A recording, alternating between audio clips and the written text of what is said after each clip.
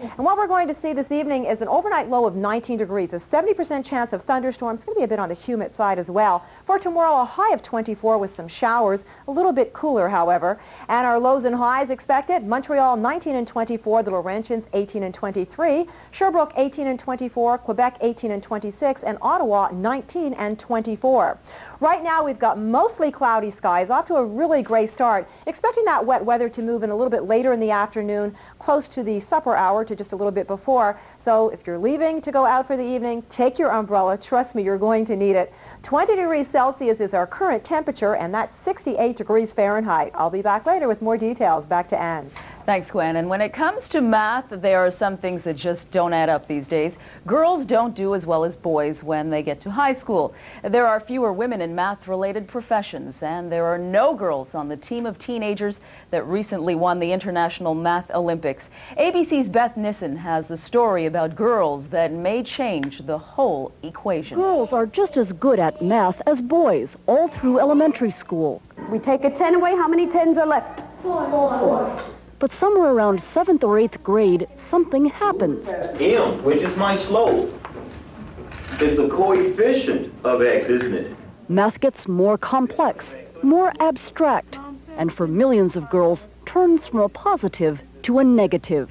What would be your first reaction when you heard the word math?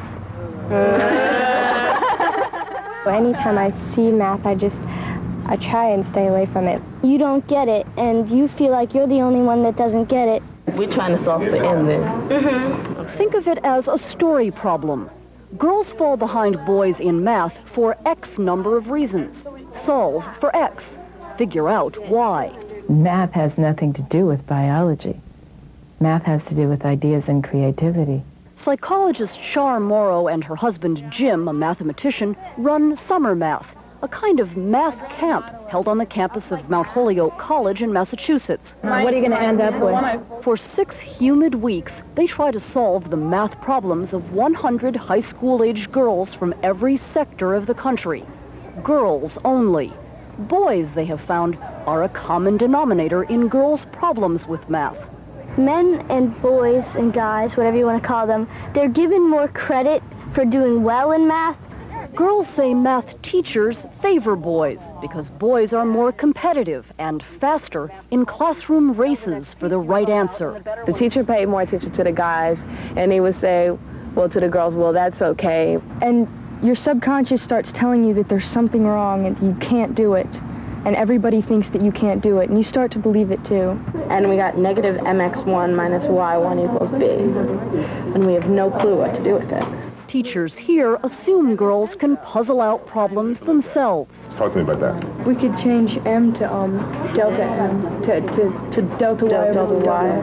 We do not rescue them the minute they look like they're having any difficulty. They see that it feels very, very different to solve it yourself. Look, we can do it. We can do it. Another problem solved. It works to give girls guidance plus time. Too many school math classes rush to finish the chapter by Thursday with a test on Friday. If I didn't get something and I wasn't able to move on like all the other students, then it's like, well, you're just left behind. And because math depends on a sequence of skills, girls who fail to master algebra and geometry can be closed out of higher math studies, closed out of math-based professions. Mathematics is still a gatekeeper. Every occupation, those occupations at the top of the pay scale, all require increasing amounts of mathematics. Yet too few girls see math as a factor in their future. The way you learn it in school, it's like just paper with numbers on it, and it doesn't really apply to anything. Classes like this one in architecture show how numbers are an integral part of real life, real work. Girls use division to make model houses to scale, use the Pythagorean theorem to calculate the pitch of a roof. Now what are you lining up with? They do math in their heads. They do math with their hands. Finishing something that you can say, I made this, it gives you a lot more incentive to learn. That's 32.5, so 55 plus 32.5. The administrators of the program, now in its 13th summer, have not calculated how many graduates have gone on to higher study or careers in math. But they have worked out enough of the problem of girls and math to have this product, a prime number of girls who have the skills and confidence to figure things out for themselves. A road replaces mines on the Israel-Jordan border, an amazing escape from a plane crash in Korea. Two of the big stories over the past week. Here's Herb Luft with the Week in Review. A ribbon-cutting ceremony Monday marked the so-called road to conciliation between two former Middle East foes. Jordan and Israel opened the first road connecting the two nations. Until this week, the area was a minefield. Israel's Prime Minister Rabin called it the first step on a long road. Jordan's Crown Prince Hussein called it the Gate of Hope. After decades of flirting with the idea and months of fighting it out in one divided committee after another, the United States Senate began its debate on the restructuring of health care in the U.S. Majority Leader George Mitchell presented his 1,448-page plan to the Senate Tuesday. A South Korean jumbo jet coming for a landing Wednesday at the resort island of Jeju slid off the runway, crashed, and within minutes was engulfed in flames. All aboard survived. They jumped from an escape chute 2 minutes before the plane exploded in flames. Only 9 suffered minor injuries. The pilot of the jet was a Canadian. 3 sisters from New Brunswick were crushed to death Thursday when a tow truck rammed their car from behind. The accident happened at Highway 20 near Beloit. All 3 women were sitting in the back seat. 2 other women in the front seat received minor injuries. Highway 20 was closed for several hours, causing mile-long traffic tie-ups.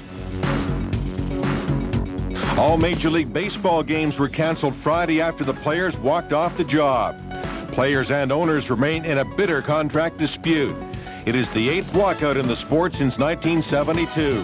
The strike threatens the final 52 days of the regular season.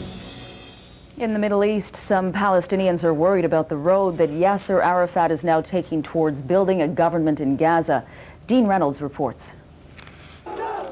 1 month after his triumphant move to Gaza, concern is spreading among Palestinians that Yasser Arafat is resorting to authoritarian rule as a way to deal with the daunting task of building a government from nothing.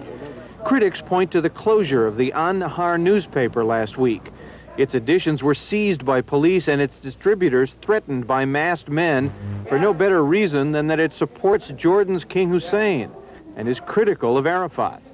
Journalist Daoud Kutab knows all about the risks of criticizing Arafat. He suspects he was nearly fired for it last week.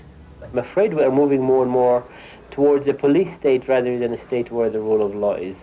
Indeed, Arafat has created a number of secret police organizations to back up the uniformed cops. More than 1,000 agents, all of them responsible to him. And there's more. Recently, Arafat fired his own hand-picked mayor of Gaza City because the man wanted to include some Arafat opponents on the city council. And that has raised doubts about the PLO's commitment to hold democratic elections in Gaza and Jericho anytime soon. To all such criticism, Arafat falls back on a response brimming with scorn. It is a joke, an insult to. It's shameful to repeat these jokes. Palestinians are still looking with hope toward the future, but increasing numbers of them worry about the road Arafat is taking. Dean Reynolds, ABC News, Gaza. The Ontario government has come up with a new plan to deal with motorists who don't pay their parking tickets, rather their tickets for speeding, even after several reminders. The province is now planning to tell the credit bureau about the late payments, and that could mean problems getting a bank loan or even renting an apartment in Ontario. About 2,000 people are at Woodstock 94 this morning. They have been partying all night at the Weekend Rock Festival. But as Joy Malvin reports, the spirit behind the anniversary of Woodstock is different. Welcome to Woodstock 94. This is great. Peace. It's a blast from the past. Peace and love and all that. We're great. Tell them hi. They'll say they wish they were here. A Woodstock for teens and 20-somethings. Just look around you. It's awesome. I love it. It isn't a 60s scene at all. It's a very 90s scene. You'll never relive Woodstock of '69, but you can celebrate it. This time, there's supposed to be rules. No drugs. Yeah, right. no alcohol, and free love, well, maybe with your clothes on. It's organized, commercialized, and some would say a sanitized camp-out concert. The reality is, if you're going to do something that costs tens of millions of dollars, you have to have tens of millions of dollars to do it, or you don't do it. Woodstock's original organizer is back. Some of the bands are back. There's a real good chance for some magic. And some have never left, like Duke Devlin, a walking monument to the memory of Woodstock. It was the spirit of Woodstock, and I'm hoping to get that feeling here at this festival. Even Wavy Gravy, the wacky Woodstock announcer, hopes to get the feeling back. We're all the same person trying to shake hands with ourselves, which was what happened there, except we had a better soundtrack.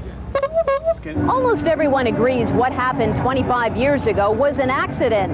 In a sea of mud, there was a shared sense of spirit, of togetherness, community. And some critics argue trying to recreate what was essentially a love-in is really just a cash-in. $4.50 a burger? Too expensive. Gotta keep getting more money, man. You'll need lots of money here for souvenirs. There's an official condom.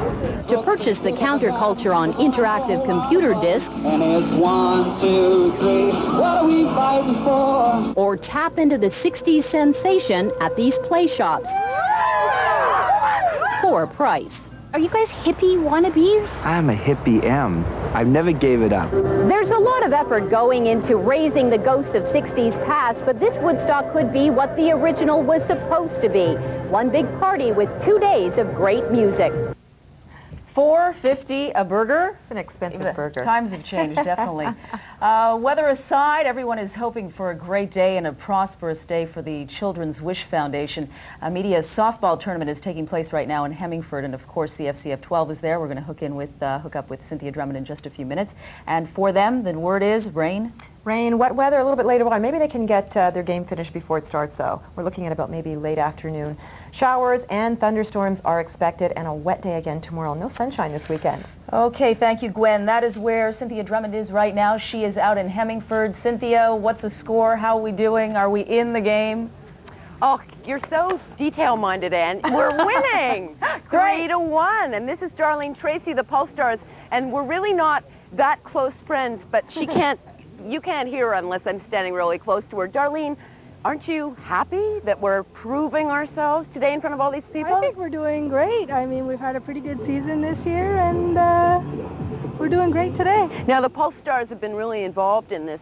Did you play in this tournament last year as well? Yeah, this is, I think, our 4th or 5th year in this tournament. And it's a great one. I mean, there's all kinds of stuff going on besides the softball. I guess you'll be partying until midnight with all the free bands. Oh, yeah, they have a dinner tonight with music. They have horseshoes going on all day and volleyball, and they have a playground for the kids. And they have a lot of things going on here today. Well, okay, I'm about to humiliate myself. Okay. I haven't played with the team all year long because I haven't had time, but I'm going to try and hit a ball now, okay? So, Ann, I don't want to hear a peep out of you, okay? And this guy I went to college with, and he's been waiting to nail me for 25 years. Shut up, I swear. Okay. I haven't warmed up. No, you gotta back up this way. This way? Right there. Okay, go. Hurry up, we're on live there. No time. Now, the only reason I'm not moving, although it was a home run, but you didn't see where the ball actually went, is because they have to come back to me. Now, listen, there are 15 family passes being given to the first families who come through the gates here at this tournament today to Park Safari. They're worth $65 each, so come on down, bring the family. See you later. Cynthia, A for effort to you. Very good. Larry Walker, watch out. Thanks, guys. Good luck to you guys. Nothing is as painful or can be as brutal as a custody battle. The children are always caught in the middle of the fight. And we're going to talk about that story in just a few minutes, but right now we're going to have a check of weather. Gwen Tolbart. Gwen? Well, we don't have any sunny skies to give you today. Unfortunately, we've got wet weather ahead, and that's what's going to be in the forecast for today. Here's a look at our satellite shot just to show you what is going on elsewhere across the country. In the west, clear skies from British Columbia straight across the prairies. Plenty of sunshine for Western Canada, but we pick up overcast conditions moving right across the upper Great Lakes. They've got wet weather there right now across Toronto and southern Ontario. That's going to bring us some wet weather here. That low pressure system that's moving through there will bring us some thunderstorms thunderstorms today and showers tomorrow. We're not going to escape that at all. And we've got some cloudy conditions edging its way towards the Maritimes, but it's a clear day for Nova Scotia as well as for Newfoundland. Here's the precipitation that's heading its way right towards us, as you can see, right over southern Ontario right now. It's going to get a bit on the breezy side as well. The winds are calm right now, but they are going to pick up, be very moderate, 15 to 30 by this afternoon, and then later on it's going to actually increase to about 20 to 40 kilometers an hour. But right now it's 20 degrees in Dorval, the same in Saint-Hubert, it's 19 at Ottawa, 16 at Saint-Jovite, and 18 at Trois-Rivières. If we take a look at what we can expect ahead, well, we're going to see some cloudy skies on Tuesday, but mainly some sunshine will be moving in on Monday. Wednesday will be a fair day. All 3 days we're looking at a high of 24 degrees. And we can expect to see at least the sun setting at 8:08 this evening. It'll rise at 5:53 tomorrow morning. The wind's currently calm right now. Humidity is at 83%. Not bad. Not bad. Could be Not bad, worse. but the wet weather is on its way, so Could take be worse. your umbrella. Could be worse. If people are heading out this weekend, is there any advice as far as any place they should avoid this weekend? just don't go outdoors. Don't go outdoors. Don't go outdoors. Okay. Cynthia, are you there with the Paul Stars? Cynthia Drummond is in Hemmingford. Do we have her, Cynthia? Are you there? 10 seconds. Can you hear me? 10 for the bye-bye? Yeah, you could. Cynthia, 10 seconds for the bye-bye. What can you tell us? What's the score? Okay, well, listen, come on down. It's going to be a great day for a good cause, Missing Children's Network. Bye-bye from Hemmingford. Bye, Cynthia. Bye-bye. Bye-bye, everyone. Have a great weekend. Take your umbrella. Bye-bye.